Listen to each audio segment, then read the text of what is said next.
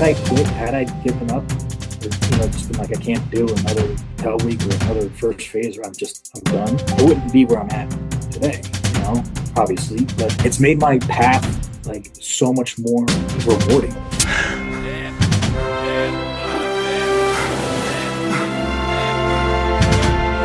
Welcome to Mindset Lessons from the Field. I'm Gina Cazazza, the author of the upcoming memoir, Training with the SEAL. And today's guest does not let failure stop him from reaching his goal.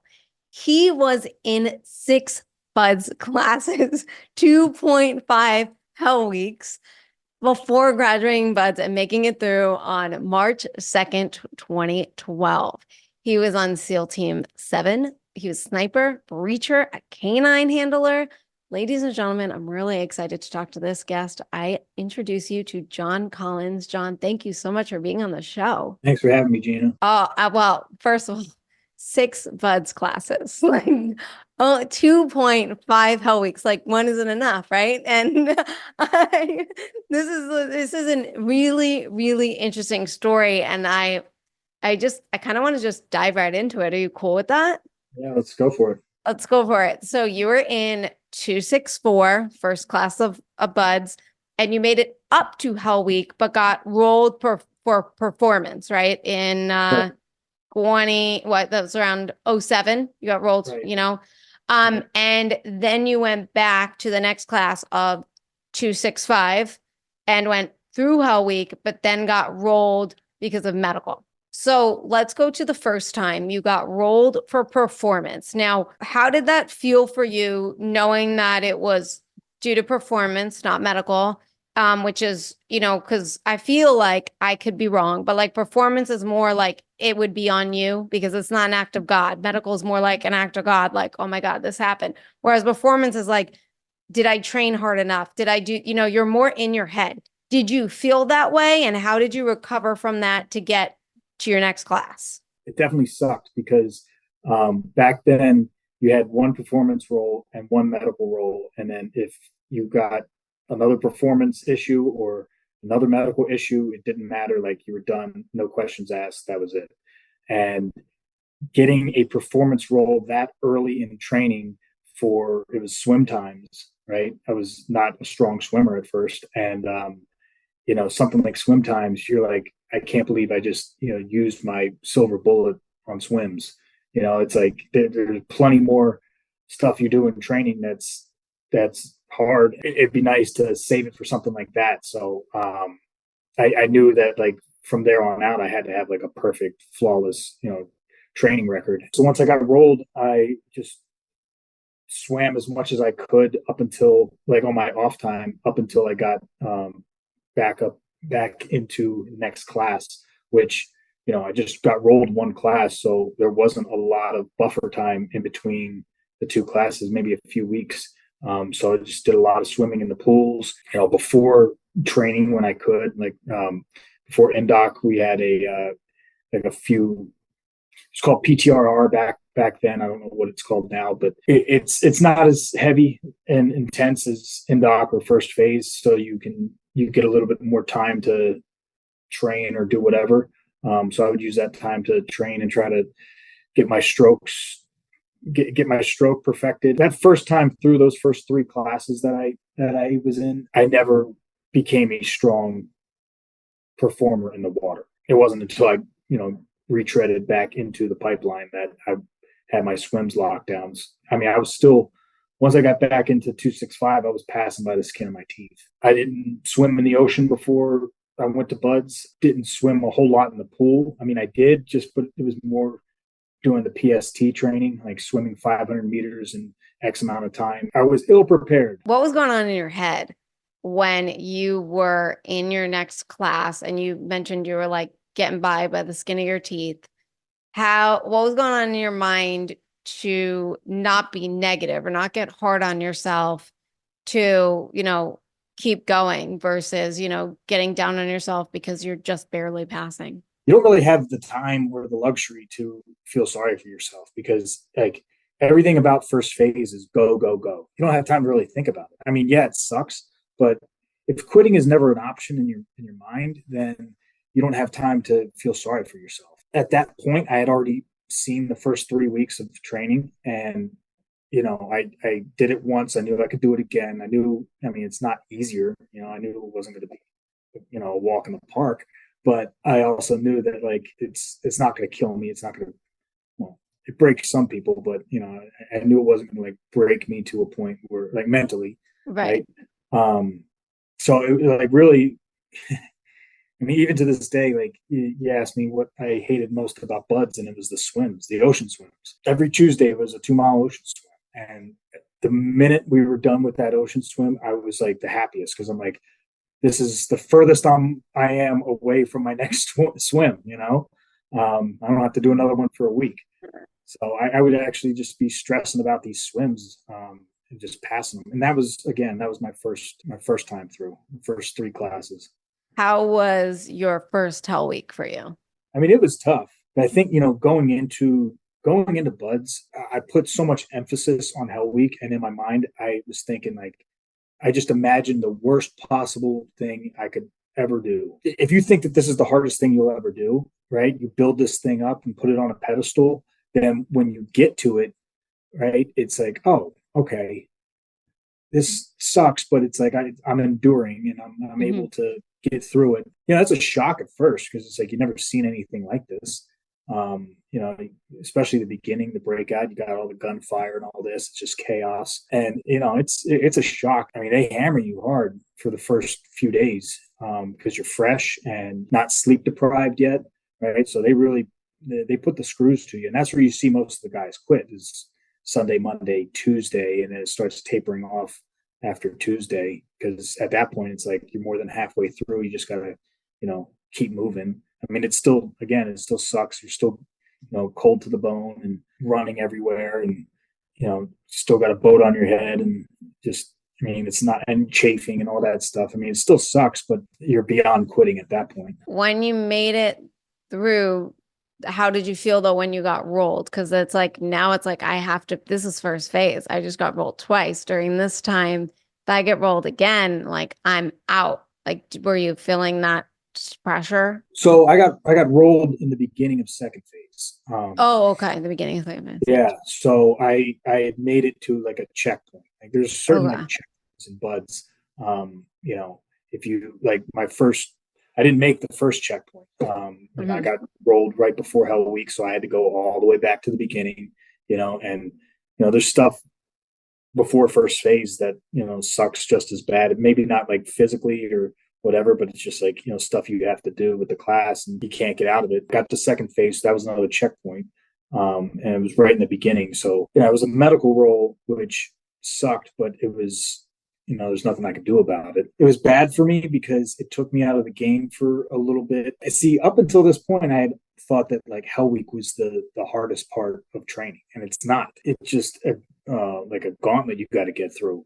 I mean, there's other things after Hell Week that are worse, and maybe not like physically or with the sleep deprivation and all that, but I mean, just tasks you have to perform. Like pool week, is another kind of Hell Week, and getting rolled kind of took my mind out of the game a little bit. I just kind of, I got soft, and I just kind of, I didn't think about, the challenges ahead, or I didn't take them as serious as I should have.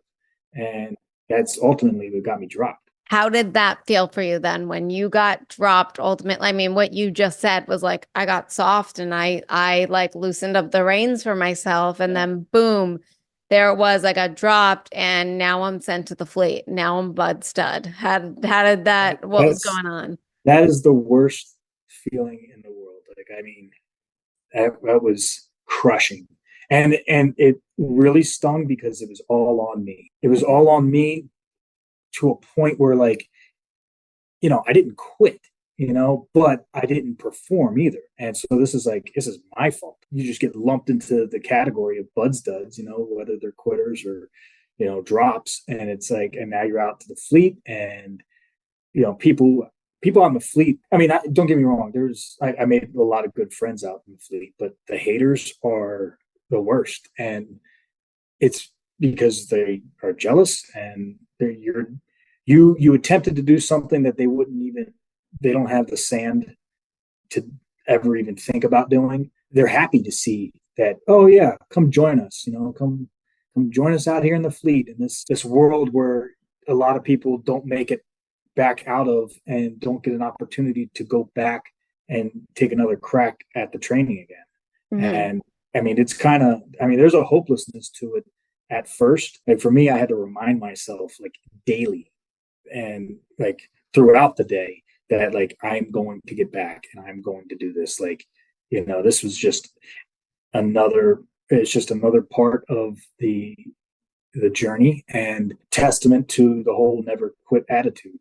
And I mean, there were times when I was out in the fleet where we would joke around and say like, getting back to buds is harder than getting through buds. And then I went back to buds and I'm like, oh yeah, buds is still harder. I was listening to one of your interviews, and it was very relatable when you mentioned that gut-wrenching, heartbreaking feeling when you got sent to the fleet, when you got kicked, let drop from buds. And it reminded me of when I lost my hearing, because for you, you said like you cried. I mean, you were really upset, and you allowed yourself to feel that, but then you were like, that's it though. Here, Yeah. this is the amount of time you get, and Right. then it's time to go to work. And it reminded me of when I lost my hearing.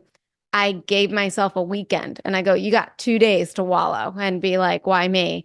And then on Monday, we go to work and we do Right. whatever we can to get it back. Maybe you could touch upon like how someone who is in that low place can pick themselves up to move forward, because it's not easy. I feel like it's way easier sometimes to just sit in that negative energy, to just sit there and just give up and like whatever. And it takes a lot to just push forward when you have all these haters, you have all these people telling you can't do it, when you're like, yeah, it's going to take you a year to get back to buds. And that year, this is just, how do you stay in the game to keep being a victor? And how do you pull yourself to the victor spot? Thankfully, what I wanted to do had everything to do with my physicality. I knew I had the mental part down, like I knew I wasn't going to quit. I already made it through, two first phases, one hell week. I knew that I wasn't going to quit. I just needed to get another shot at it. Part of that meant getting my swims dialed in, making sure I was in shape, so that whenever I did get my opportunity, like I was ready. I worked out every day. So like the luxury of what I was trying to do was that I got to work out all the time. I love to work out, and you feel better mentally when you work out. It just kind of went hand in hand for me. It was like, I got to get in shape. I got to get dialed for the training. And also I can kind of pull myself out of whatever funk I'm in. Cause really the hardest part about the fleet was trying to get my paperwork pushed through, cause they had said it takes, I asked them how do I fast track my way back to buds? They said, go take this 1 year billet, Guantanamo Bay. You do it for a year, then you can come back. No questions asked. Oh, I was like, okay, that gives me a year to train. And that was kind of like my mindset. And I get down there and there's a little bait and switch, and they just pulled like a little okey doke on me. And oh, well, you got to strike a rate first, and then you have to go to spend time in the fleet in that rate and all this other stuff. So it was just battling this admin demon of trying to find loopholes and get my paperwork pushed through. I mean, that was the biggest challenge. Now, for other people, when you get down in the slump or whatever, I mean, I'm a firm believer in training, working out, breaking a sweat, doing something every day that sucks, because it makes you tougher, it makes you stronger. You feel better when you do something that you didn't want to do or that's challenging and tough. And especially if it's a workout, I mean, that's why CrossFit blew up so much, because it's like, it's these workouts aren't fun, they suck, and you really got to just, gut it out, grit your teeth and grind through it. And then you feel great afterwards. If you got into an altercation or somebody tried to, grab you, like, can you get out of it? Your strength, that's something that you can take with you everywhere. They don't check that at TSA when you're going through. You can't carry weapons, but if you're, drill and train yourself and, sharpen your body to be a weapon, then you're less likely to get into an altercation where you can't handle yourself. And again, it goes back to the mentality. Afterwards, you feel great. After you do your training, then it becomes a lifestyle. Every day you start back at zero, right? You know, go to sleep, you get your rest, next day starts. And I try to get my workouts knocked out as early as possible because, I mean, I got little kids and I try to do it before they wake up. And then that way I can spend time with them and enjoy them without thinking about, I got to get to the gym. I got to get to the gym, right? Because then I start getting irritable. I would say, working out and having that be part of your lifestyle and not compromising on your workouts and your training it's huge. You said something really interesting where you mentioned CrossFit and you said, it sucks and it's rough, but you got to grit your teeth and go through it. But the thing is, that it's going to be over in an hour, right? For you, you had no idea when you were going to get that opportunity to go back to Buds, right? They told you a year and then ended up being, how long did it end up being before you got that opportunity to go? It was almost 2. So I was in Guantanamo Bay for 19 months. So I got dropped, if my memory serves me correctly, August 31st, 2007. And then I stayed in San Diego for a few months. And then I had to go in Gulfport, Mississippi. And then we were there for maybe like a month or so. And then we shot up to Seattle and we did some pre-training there. And then I think it was around January of 2008, I went to Guantanamo Bay and I was there for 19 months. That hopelessness feeling, because you don't know if your orders are going to get approved. You've got everybody shitting on you the whole time. You got the chief admin lady who does the orders. She hated all of us that were trying to go back, because we all went in there trying to sit down and be cordial and talk to her about getting our paperwork signed off and getting it pushed through and this and that. And everybody's like, oh, take it easy. You just got here. You got to do your time.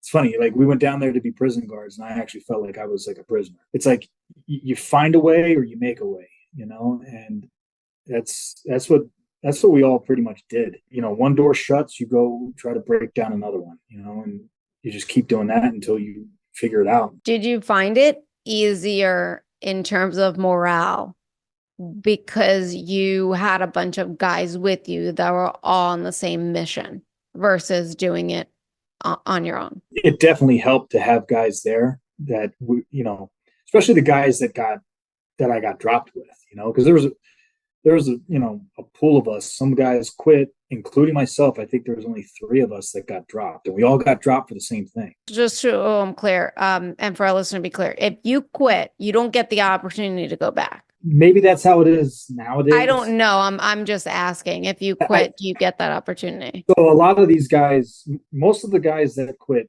did have an opportunity to go back. Okay. And I think it was just as hard for us, the guys who got dropped, to get our orders as it was for the guys who quit, which kind of seemed weird. But it's like, it's one of those things too, where I'm like, you can't worry about like what somebody else is, doing. It's like, I got to get mine. Like, and I'm going to share the information that I get. Like, and we would do that. We would go to work and then after work, go talk to whoever we had to talk to or try to set up interviews or appointments with whoever.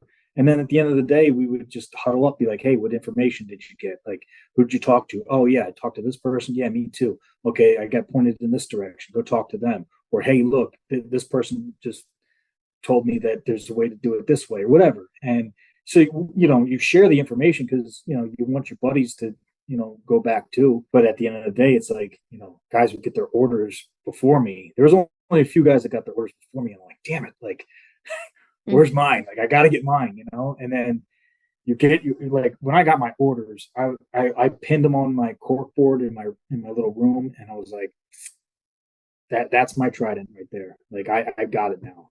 Just because I knew, like, it was like, that's all I needed was just another shot. So it was definitely good having buddies down there because, they, accountability, somebody to work out with and train with, somebody to bitch with, somebody to, joke around with, share information with, all that stuff. Like, it was definitely, we had our little crew and we had a great, like, success rate going back. out of like, I think there might have been 10 or 12 of us. And I think only like 3 or 4 quit or didn't make it. So we had a pretty good turnover rate going back. I don't think there's retreads anymore because, this was back in 2008, 2009, and it wasn't, all the books and the movies hadn't come out yet. And there wasn't this huge push for guys to, join the teams, and it wasn't getting flooded. So we kind of lucked out with that opportunity. And you mentioned in an interview that I just want our listeners to hear, because I thought it was a really great piece of advice. You burnt a lot of bridges to get to where you had to go. Like you did whatever you had to do to get there without caring about, it was like, I have a goal. And, in a way, like I'm already getting screwed. You told me a year, you told me this, like you're pushing me. And at some point I have to push back, and Totally. I'm pushing back.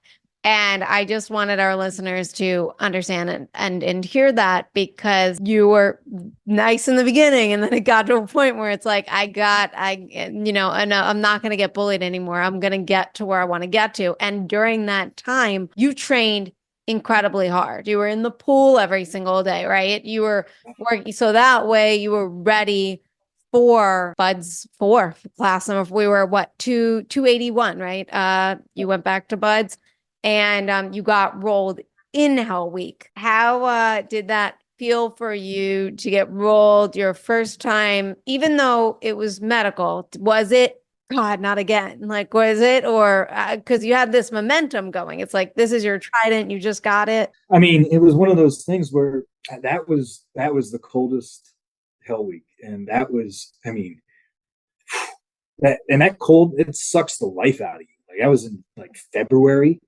and like you could see your breath in the water. It was bad. It was miserable. There were so many guys that quit. That was probably the toughest Buds class I was in, was 281, and those dudes were all, pipe hitters, badass dudes, and it was a bummer to get rolled, but I was down so hard. I mean, my battery was just drained, and I mean, I was coughing up blood. My vision was off. Like it was like my eyes were crossed, and I just remember thinking like I'm seeing things on the right on the left, and vice versa. It was really, it was wild. And I'm like, this is different than like the training's hard and I am not keeping up. It's like something's not right. I was thankful that it was a legit medical issue, because then I'm like, okay, like this isn't just me like being a wuss or not keeping up. It's like there's nothing I can do about this.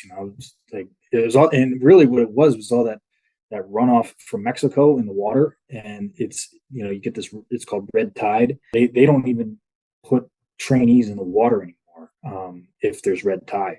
I was talking to some guys recently, and they're like, "Yeah, it's these guys haven't been in the water for like a month or whatever because of the runoff from Mexico, and it gets you sick." And I had SIPE and pneumonia, which SIPE is swimmer-induced pulmonary edema, which, I was just coughing up blood. I had all this fluid in my lungs, and that was on Tuesday, like in the morning. If I would have made it to Wednesday and that had happened, I would have gotten rolled forward, and I wouldn't have had to complete the rest of Hell Week, and I would have just probably gotten rolled into the next class and then picked up with them after they made it through Hell Week. I'm glad that it didn't work out that way. I mean, I know a few people who have gotten rolled forward, and I'm just, I got the full Benny, full benefit of the training. And, at first I was like kind of relieved to take the roll because I was just, smoked.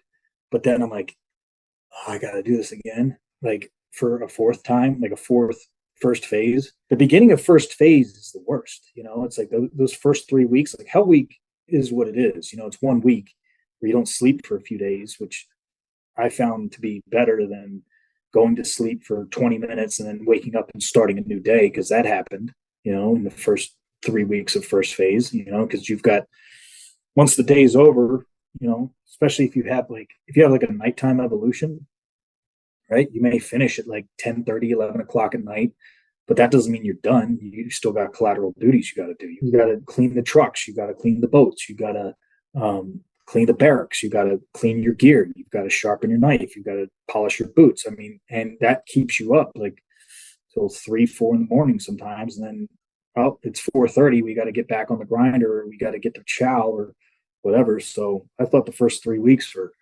worse than Hell Week. And when I when I looked at having to do that again, I that was a blow to the morale for sure. You know, Coach Mack used to say, I think I mentioned when the hardest day is the second day, you know, because the first day is when the first day is so hard, you know, our brain's job is to keep us safe. So it pushes us away from anything that's painful, you know, to pleasure.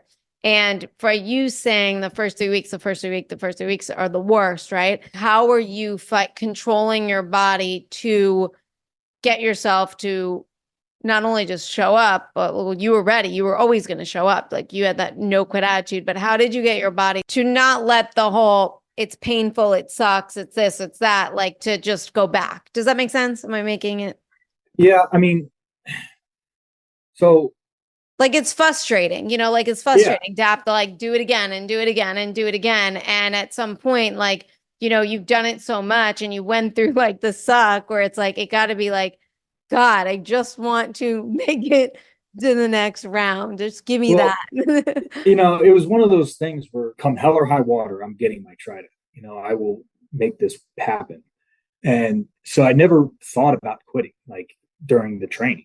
Like there was never a time where I'm like, oh my God, this hurts so bad, I can't take it anymore. This is so cold, I gotta go, quit. It was never like that. The only time I ever thought about quitting was after that last roll for the pneumonia. I was in between classes. I was waiting to class back up, and I was driving in my car to go get coffee and a breakfast burrito. And I had the heat on. I had my hoodie on. I had my board shorts on, flip flops, and I'm like comfy. And I'm driving in my car, and I was just thinking about how I had to do this again, like from the beginning. This is like the worst case scenario. It's like I'm back to the beginning. Day 1-1. I got to do all that over. I mean, it's a nightmare. It's not easy. It sucks. It's like you don't get. It's not like you get stronger or you know used to it or adjusted.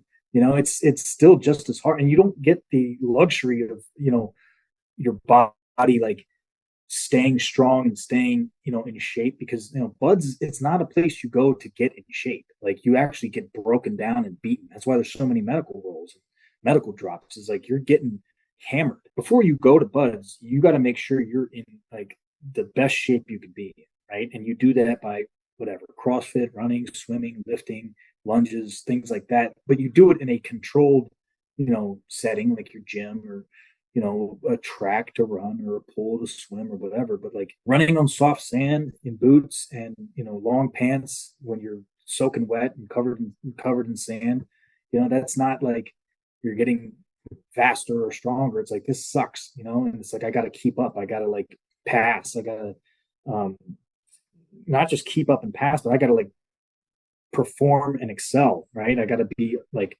ahead of the pack, ahead of the herd. Thinking about having to go through all that again, and knowing that I'm not like at the peak I was, because before I went back to buds, like that was the one thing about Gitmo, was like it kept me like I was able to train a lot. And so when I went back to buds, I was like, that was the strongest, fastest, leanest, meanest I'd ever been. I was fresh, I was ready to go. And that was actually what really sucked about getting rolled, is because I'm like, man, I just put my body through, 4.5 weeks of like torture. And now I'm not at my peak anymore. And if anything, I'm like, I've come down like significantly. My body's like was eating itself. I'm puking blood. I'm not as strong as I was, and but I've got to do all this over again. And it's a quick turnaround. I don't have the luxury of going back to the gym and resting and getting back in shape and going for these long comfortable runs or swims. Right? It's like I got to get back on the saddle and do this again. And it's like that right there is like. So that was the only time I thought about quitting, is when I'm like just cruising around thinking about all this stuff. I'm like, oh my God, like this is gonna be the hardest class. Um, and it was, but it was like, I thought about like my options, what would I do if I quit? And it's like, that none of that sounds good. I was like, all right, so what do I want to do? It's like, I want to be a SEAL, right? It's like, that was always the goal. Well, how do I do that? I got to get back on the horse and go. I really like all of that you said there. That was very, very inspiring. When you went back, you made it through Hell Week. I mean, well, this is you made it all the way up until the beginning of second phase now. We're in class 283, fifth time. Then you got medically rolled. But how did it feel for you, like knowing like I made it through, like I did it. I mean, you knew you were always going to do it. It's not like you knew you were going to you already did it once before. You got through Hell Week and you got through first phase once before. Now you got through a second time. And then how did that feel for you? And then how did it feel to like and when you went back for 287, which is the sixth time you went back, like how was pool comp for you during that time? Because that was your biggest struggle. That was your hardest thing. Well, as soon as we secured Hell Week, that's the first thing I thought of. Like, I looked around and everybody's like hugging each other and crying, like, we did it. And it's like, yeah, this ain't over. Like that was my first thought. And I get it. Like, I teared up too the first time I made it through Hell Week, because I was like, this is like everything that I had been focusing on for however many years of my life, and I just finished. So I get the emotional part of that. But for me, I was like, I've been here, I've done this, I've already been through all this before. It's like, I got to get to the next evolution that, that took me out of training, and I got to crush that, so all I thought about was pool comp, and just getting back to that. And I kind of had an idea of what was coming next. And, it's just, whatever, you take it on the chin and you just kind of keep trucking. But, it was the pool comp that I was focused on. Today's episode is sponsored by my favorite jewelry company, Omnia. Omnia blends genuine crystals with cutting-edge NFC technology to create the world's first smart crystal bracelet. This bracelet connects to the Elevate web application, giving you a membership to over 200 self-care resources, from meditations to journals to breathing exercises and so much more. Visit discoveromnia.com and use code MindsetPodcast for 40% off. DiscoverOmnia.com, your key to wellness. How prepared did you feel for it? Like, or is it like I'm hesitant, and because you had a taste of it, you did it, right? But you didn't make it through, and you've been preparing for so long with swims and stuff like that. So how did it feel for you when you were going through it? So going into it, like, that whole week is pool evolutions, right? You start out Monday, it's pretty basic stuff. And then it starts to kind of ramp up. And by the time you get to Friday, that's where you're doing your pool comp test. I crushed it the whole week. And then it got to pool comp, and I tried to I think I tried to trick my brain into being like, this is nothing, like, I got this. I'm not going to give this any more attention than what it needs. And I'm just going to go in there and I'm just going to do it. And then I failed my first two tests. I was like, uh-oh, here we go again. And the difference between the first time I failed and this time was that I trained the entire weekend to pass that test, because they give you these wooden tanks. It's like a replica of the tanks that you use in the tests. And you can go out on the grinder and practice with them. That whole weekend I practiced 6 hours on Saturday, 6 hours on Sunday. I just drilled and drilled and drilled and drilled and drilled. And I actually told myself, like, I'm not leaving this grinder until I can do whatever that drill was that I made up in my head. Like, I filled my mask up with water. I'd hold my breath and I'd go through my procedures and I would do it. I can't remember exactly what my protocol was or what I set up for myself, but I told myself, like, I'm going to do this many times, perfect, before I leave the grinder. And it took me 6 hours each day to do it. And I mean, it got to a point where I was like, okay, I'm ready. I feel ready for this. And, I went in Monday morning and I crushed it. And I felt that, like, I knew I did. And I knew going into it that I would. There was a ton of pressure, and most of it, and that's the thing about, a lot of this training is a lot of it's self-induced pressure that you put on yourself too. It is tricky, and there are things that, that aren't easy by design, but you've got to switch your brain to like, I'm going to do this.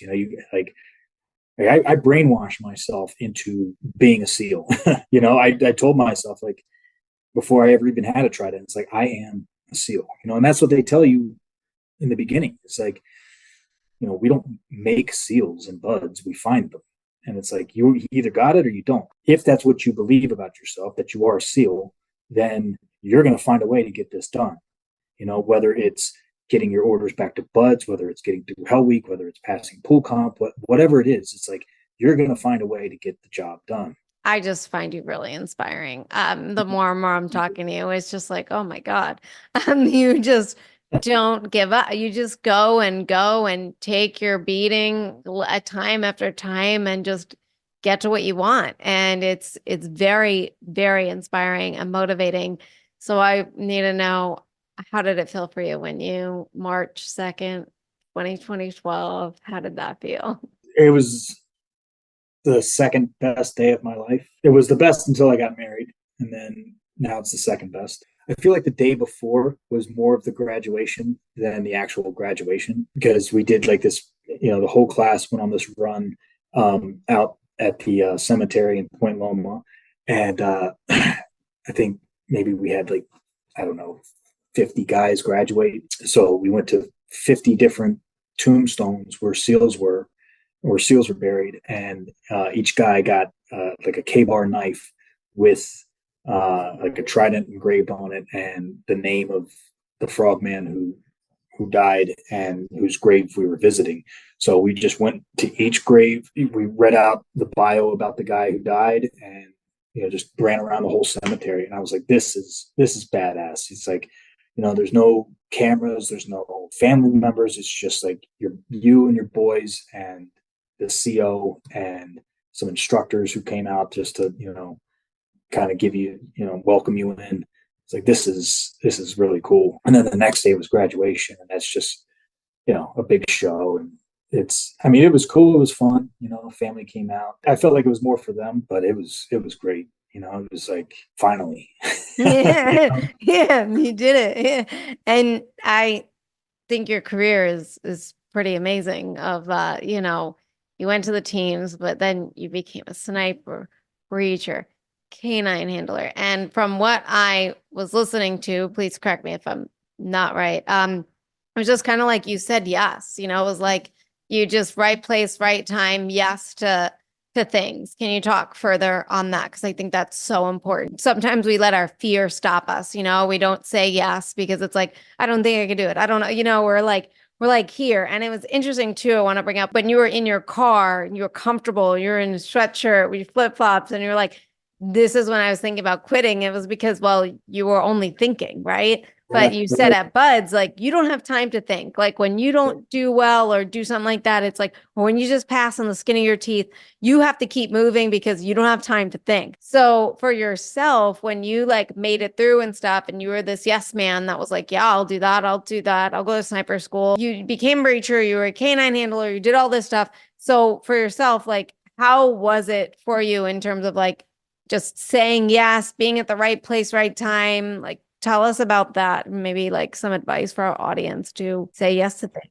Those 3 qualifications I got, that was my trifecta. Like before I even like knew anything about those quals, before I even joined the Navy, I was like, those are the 3 things I want to do in the SEAL teams. It's like, sniper just sounds badass. Breacher, same thing. Canines, who doesn't love dogs, right? And now I get one as my buddy, my little shooting swim buddy, and I get to take, man's best friend, and he's going to go eat people. Like, come on. So those were always the goals anyway. Oh, you like wanted that. Well, those were what I always wanted, those schools. Okay. And it wasn't like they asked me, hey, do you want to go to these? Well, before I get into that, I will say there is like power and a karma to volunteering and saying yes to things that you may not want to do. Like, I was told early on in my career, like, always volunteer for things, especially as a new guy. first hand up, like, I'll do it, whatever it is, right? Even if you don't know what you're doing, you figure it out, right?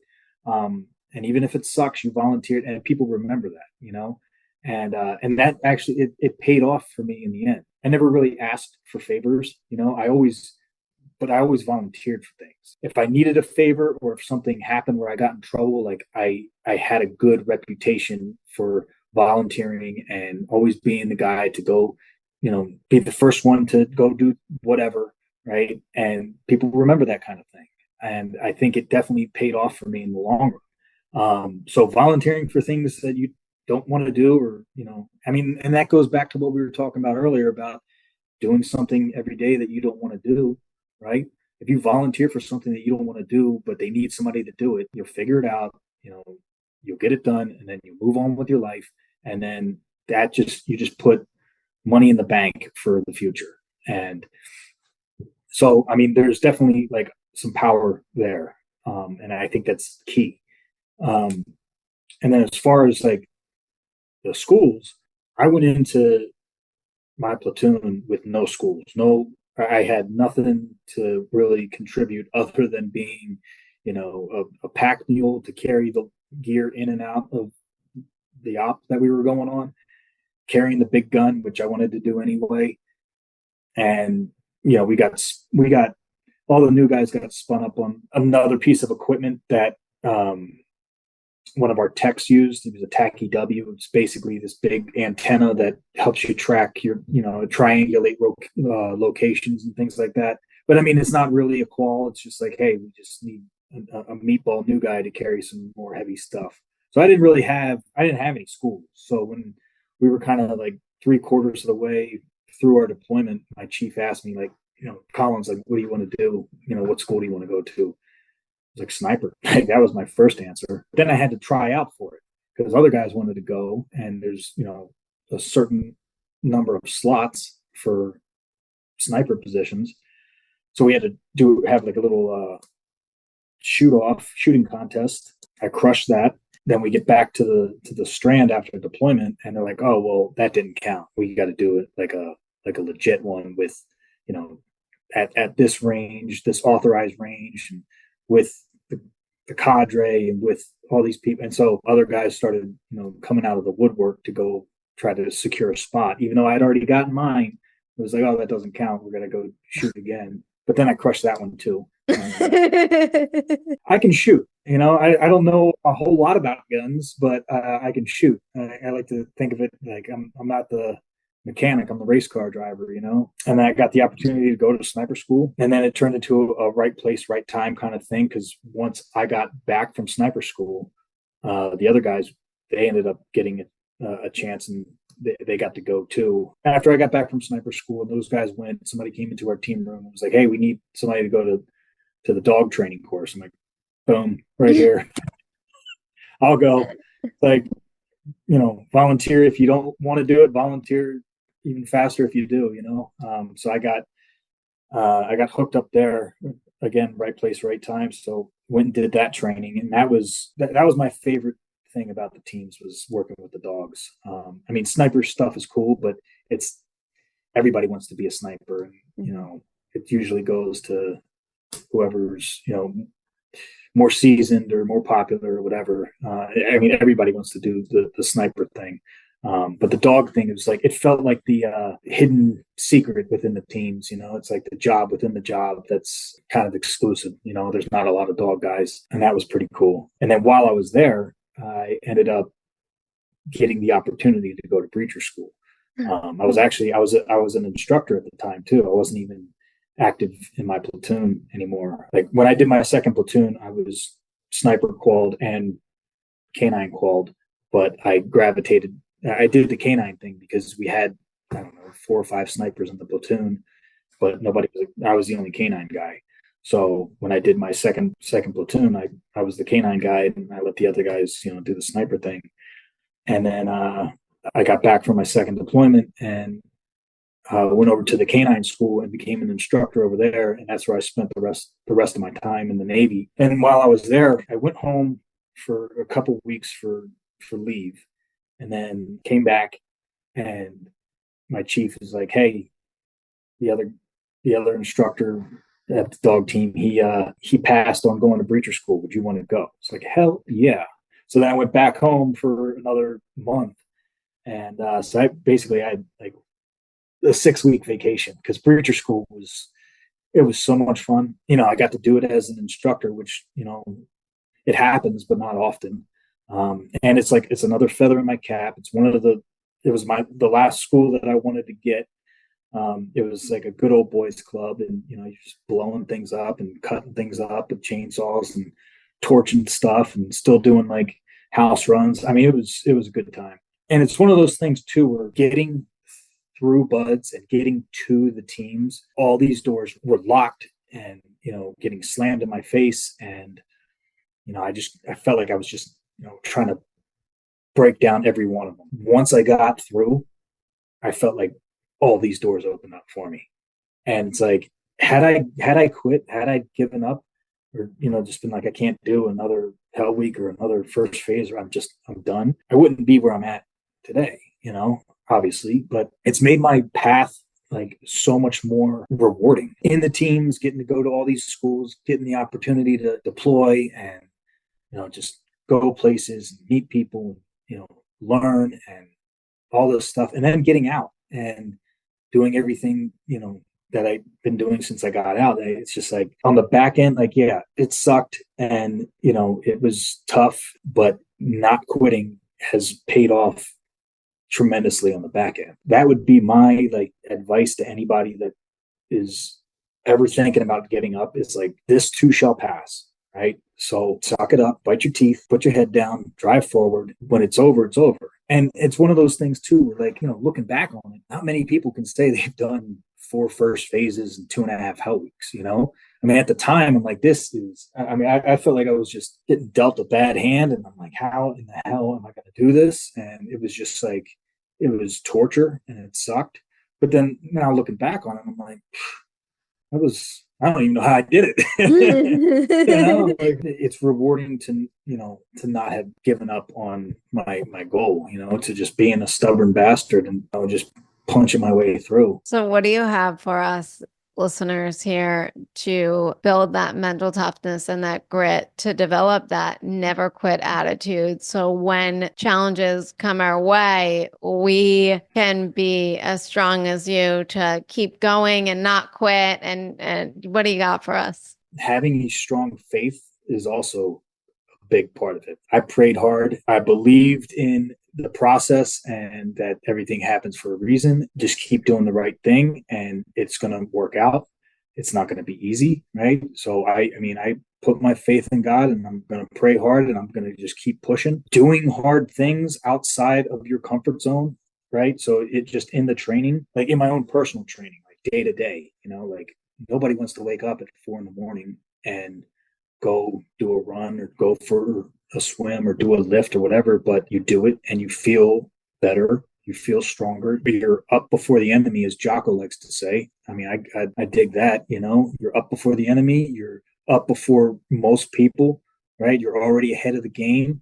You got a clear mind for the rest of the day. I mean, I really think that the more hard things you do, the more hard you become, right? And it's not that these things get easier. It's like you get stronger, you get harder. It can seem like a daunting task at first. It can seem like you're looking up at a mountain, right? But you don't have to go for a 6-mile run at 4 a.m, on day one, right? You can wake up at 5:30 or 6 and go for a mile run, right? You can wake up at 5 o'clock and do 50 push-ups, or whatever. You start small. They say, how do you eat an elephant? One bite at a time.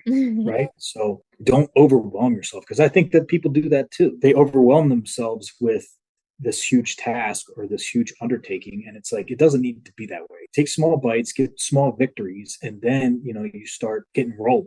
The way I look at it too is like, the momentum it's like a train. When you're at a dead stop and you're at the station, getting those wheels turning and getting chugging, it takes some time. But once you start moving, right, you get into week 3, week 4. I mean, you're cruising now. The wheels are spinning. That those coals are burning on on the engine there, and you're flying. So you could miss a day or two. Yeah, I wouldn't miss more than two. I wouldn't really miss more than one. But you could take a rest day, and your training's not going to fall off, right? Because you're cruising. But starting out it's really the hard. To me, I think the hardest part is starting out, right? Once it's that first step, right? But once you get going, then it becomes a lifestyle. I'm not doing this for the Instagram likes, or I'm not doing this for show. It's like it just becomes part of your daily routine. It becomes part of your life. It's becomes habit. So yeah, I think doing hard things makes you hard. If you're sitting on your phone, or on your couch, or just lollygagging through life, don't expect things to come to you. Nobody ever fell to the top of the mountain, right? We've all heard that. And here's the thing: it's like what I'm saying is nothing that hasn't been said before, or that people don't know. It's just like there's knowing, and then there's doing, and then there's putting them together. You got to take action. Yeah. I mean, Yeah. it doesn't matter what it is. Like all the time, people pay for a trainer to come up with workouts for them and take them to the gym. And it's like, look, just pick something. You can go online, pick something, and be consistent with it. It's like consistency is key. I mean, if you consistently don't do anything, then nothing's going to happen. Nothing's going to change. But if you're consistently running, consistently swimming, consistently studying, consistently doing whatever, like you're going to see results, right? It doesn't matter what it is. Like you're going to see results. You just got to stick with it. A lot of people think that, success happens overnight, or, they lose weight overnight, or whatever overnight. It's like, no, it takes time. So you just got to trust the process, have faith, right? And then, don't quit. Just keep going. I really enjoyed that. Thank you so much and thanks for being here. Really enjoyed talking with you. I think your story is just very, very motivating. For just, challenges come our way, having faith, teaching ourselves that we are that person. I am a Navy SEAL. It's what you did for yourself to get there, and not quit. Thank you. Thanks so much for being here. Thank you. Yeah, no worries. And everyone that's listening, please like, share, comment, subscribe, become a Patreon member so you never miss an episode. And I will see you all next week. Thank you.